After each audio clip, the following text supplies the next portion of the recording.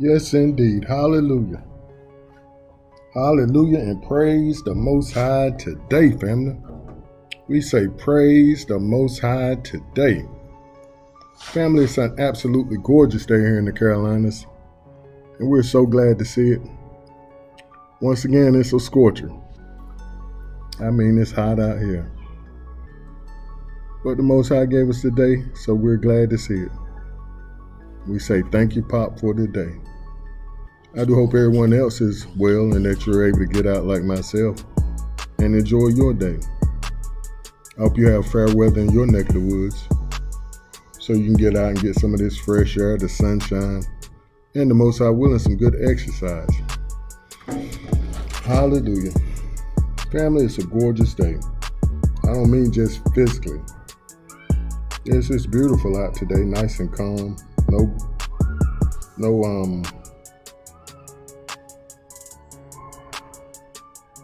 No big wild winds disturbing our recording. We do have a gnat or two aggravating us every now and again, but we say that's okay too. We have a very grand idea to share today. I mean, absolutely grand. And it's coming from the recording we had, the prior recording we had. What was that recording? The cream of the crop floats to the top. We said the cream of the crop floats to the top. Hallelujah. But this time we're going to have to speak on something else. Quite similar to the same idea, but we have to be careful about how we judge folks. Just as we spoke on Dawid in the prior recording, how Samuel went to anoint him, and Samuel was doing like most folks. He probably noticed that the rest of the kingdoms around him had kings of great stature who looked head and shoulders over the rest, like Saul was, the first king. I'm sure he was thinking to himself, well, I'm sure the Most High can get somebody that just as tall and built, muscular, a good fighter, a warrior, like Saul was. But the first thing the Most High told him in 1 Samuel 16:7, but Yahuwah said to Samuel, do not look at his appearance or his physical stature, but I have refused him. For Yahuwah does not see as man sees or as man sees. For man looks at the outward appearance. For man looks at the outward appearance, but Yahuwah looks at the heart. And he's telling us pretty much what our idea is about today. And it's called salvation through perceived weakness. Salvation through perceived weakness. See, everything you see that don't look like what you think is strong is not weak. The Most High is, a lot of times, he's getting that individual or that group of individuals into shape. He's whipping them into shape. And you might see him one day, the next day you see him and they look like a totally different individual or group of people. And we can say that about us, folks, the children of Yasharal. The Most High is whipping us into shape, just like the text says in Ezekiel. He's waking us up, and we stood up as a great, exceedingly great army. Exceedingly great family. Yeah, just like the text says, Yahuwah is our exceedingly great reward. See, that's what he told our ancestors while we were still in his loins. So he was talking to us too. He was saying, Robert, I'm your exceedingly great reward. Yeah, and then he says he's raising us up as an exceedingly great army. The whole house of Yasharal. That's who we are. So you hear people laugh and talk about us now. But the text says there will be no guilt found in Yasharal. In these days that we're living in, no guilt. You're not going to find any guilt in us,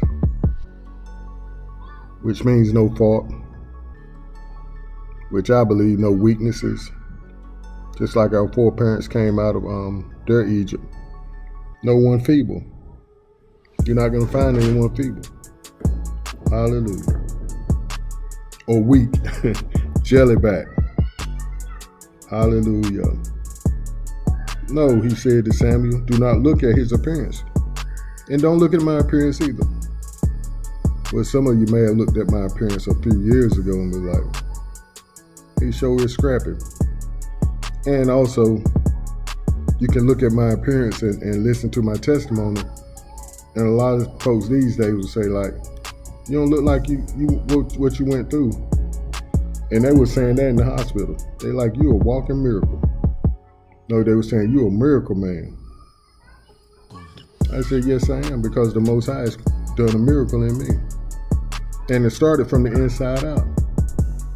See, he had started changing me before he even gave me that word about you're about to see some things that's really going to shake your faith. But no matter what you see, don't take your eyes off me, because I never leave you or forsake you. And that's what we're saying today. Don't take your eyes off what the Most High is doing in us and through us, because you'll perceive what you see as weakness. You perceive, I ain't gonna say, you'll perceive that you won't get your butt whooped. Oh boy. And it's true. You will still get that hind part tore out the frame. I still will whoop a man. I sure will, if need to. But the Most High haven't allowed me to, or hadn't put me in that situation where I would need to put hands on folks anymore. And I'm grateful for that, because I don't want it on my conscience yet. But the text says, us men folk of Judah, we're going to put hands on folks again. And I pity the fool. I pity the fool. Yeah, because the text tell you what we used to do when we was being obedient to our Elohim. We were bad men. Nobody wanted to fight us. They heard about us in Jericho. They heard about our Father. Then the rest of the world got to see how we fought. So what we say, salvation through perceived weakness. Perceived. See, that's what when you're looking on the outside of things. You hadn't looked all the way around it, inside it, under it, and above it.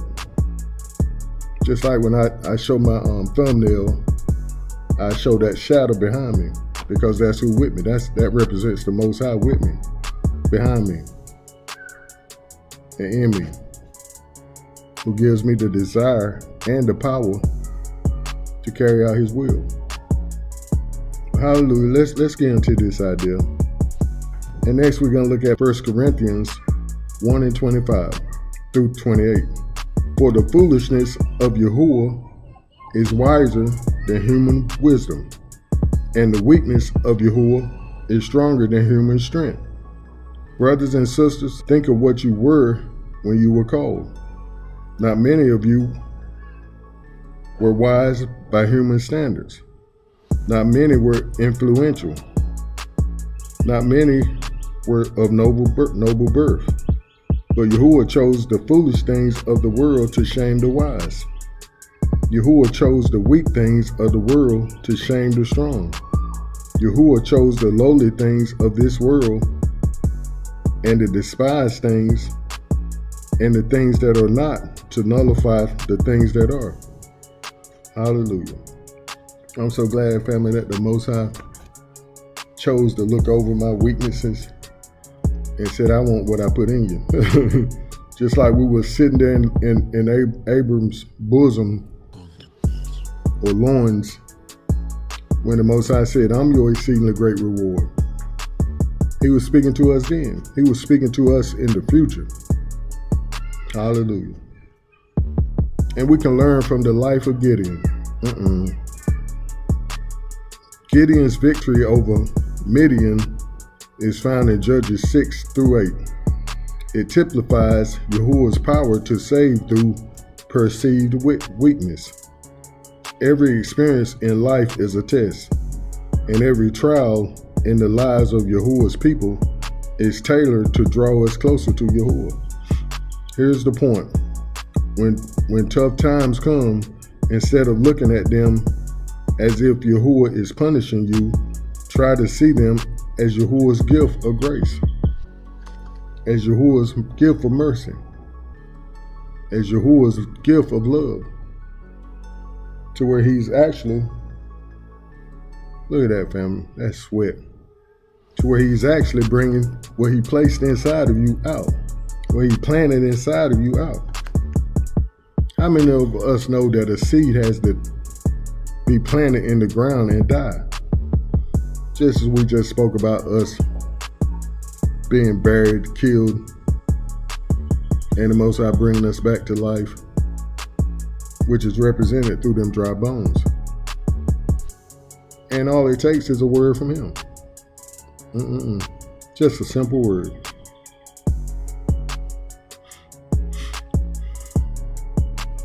Gideon's story, like we say in the book of Judges, highlights how Yahuwah often chooses the unlikely and ordinary to accomplish his purposes, demonstrating his power through human frailty.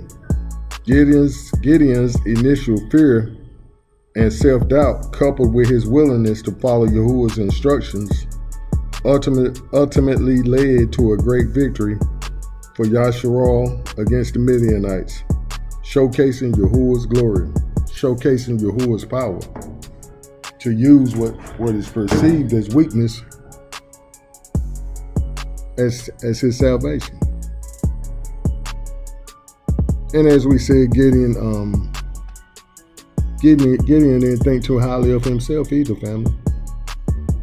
Gideon said, I'm the weakest of the weakest clan in all of Yasharal. Not only am I weak, but my family is weak. Ain't nobody worse for you to try to call on to do anything for you. And then you want to say, I'm going to save Yasharal? I can't see it. But just like the Most High told Jeremiah, he said, don't you say that. I called you and you're going to do what I called you to do. Hallelujah. And Gideon got out there and found out he had a following. He put out the word like the Most High said. And I think it was 30,000 men that followed him, if I'm not mistaken. And it dropped down from 30. I think Yahuwah told him, pick up the board, call out the boys that's scared, tell them they can go on to the highs. And if I'm not mistaken, 20,000 left off top. 20,000 was scared. I know it went down from 30,000 to 300. But so many thousand left right off the top, they were scared. Yahuwah said, just tell the scared boys to go to the highs. And they left. No harm, no foul, get on going. Then they took them down by the creek or the river and said, I want all the fellas that drink their water while sitting down looking at it and sipping it to their hand, showing they was alert. I want them boys to come with me. All the rest to get down and put their head in the water, they gotta go. Because they're not alert, they're not paying attention. They can get ambushed while they're down there trying to get water. So he had 300 men with him. And the Most High said, this is enough. If we had to took all the other boys with us, then they would have said we won the victory for ourselves. And see, that's how people do, family. We'll try to take the credit for the Most High's wins in our lives, knowing that without him, we wouldn't be around to even gain a win or a loss. I know I wouldn't. So I keep my mouth shut and point up. That's what I was doing in the beginning of these recordings. When I didn't have nothing else to say, all I could do was point up and say, it's all about him. It's not Robert, it's him. It's him. But no, I point up to him, family. I have learned that lesson. It's nothing Robert has done. Like I said, without him, I wouldn't have been around to even get a win or a loss. I'd have been forever doomed. in hell burning, in the lake of fire burning. But hallelujah, family. It's a good thing to know that the Most High don't judge us like men do. They looking at our flaws. They looking at our scars.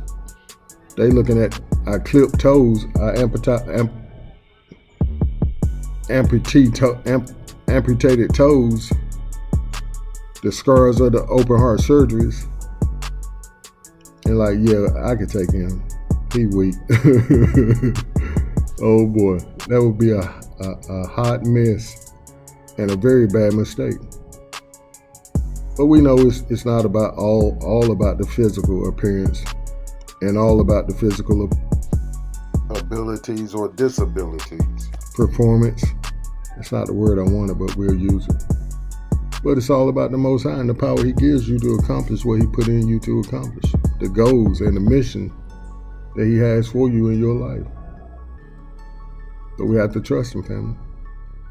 We have to take from our foreparents and our forefathers how the Most High dealt with them and say, I'm gonna go with the Most High myself. If He was with them, like He told Joshua, He says, as I was with Moses, I'm with you.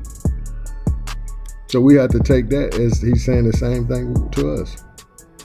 As He was with Moses, Joshua, Yahushua, King Dawid, Abraham, all the other heavy hitters in the text, He's with me as well. And He's going to use me to bring salvation.